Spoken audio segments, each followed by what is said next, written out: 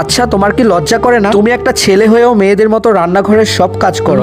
না তো, আমার একটুও লজ্জা করে না। আরে লজ্জা তো তোমাদের হওয়া উচিত যারা এই ধরনের কোশ্চেন করে। আমি অল টাইম আমার মাকে একটু হেল্প করার ট্রাই করি, সেটা হোক ছেলেদের কাজ বা মেয়েদের কাজ, আমার তাতে কিচ্ছু আসে যায় না। আর কাজের উপর ডিপেন্ড করে তোমরা কি জেন্ডার নির্ধারণ করবে না? ধুর, তোমাদের এইসব কমেন্টে রিপ্লাই দিতে আমার খারাপ লাগে। এই দেখো না, একটু আগে আম্মু দুপুরের জন্য রান্না বান্না করে এত কষ্ট করে রান্নার সকল কিছু জোগাড় করলো, তারপর এতটা সময় দাঁড়িয়ে দাঁড়িয়ে গরমে রান্না করলো। রান্না শেষে এখন আবার এই হাড়ি পাতিলগুলো তাকে মাজতে হতো। তাই আমি ইচ্ছে করে এই কাজগুলো করে দিচ্ছি যেন আম্মুর একটু রিল্যাক্স। আর তোমরা এমন এমন কমেন্ট করো যেন মেয়েদের কাজ খুব ছোট। শোনো, এগুলো হলো বেসিক কাজ যেগুলো আমাদের প্রত্যেকেরই জানা দরকার। আর ফ্যামিলির মানুষজনকে একটু সাহায্য করলে কেউ ছোট হয়ে যায় না। যাই হোক, অনেকক্ষণ বকবক করলাম, এবার চলো দেখি আম্মু কি কি রান্না করছে। এসে দেখি দুপুরের খাবার একদমই রেডি। মাছের ভুনা, করলা ভাজি, সাথে ঝুরা মাংস, আর ছিল টমেটো দিয়ে পাতলা ডাল। ব্যাস, এগুলোই হচ্ছে আজকে আমাদের দুপুরের খাবারের মেনু। আম্মু সবার প্লেটে প্লেটে ভাত বেড়ে দিচ্ছিল, আর আমি করলা ভাজি রেখে প্রথমেই ঝুরা মাংস নিয়ে নিলাম। এটা হচ্ছে মুরগির ঝুরা মাংস, যেটা 3-4 দিন জাল দিতে দিতে এরকম। এটা হলো আমার আম্মুর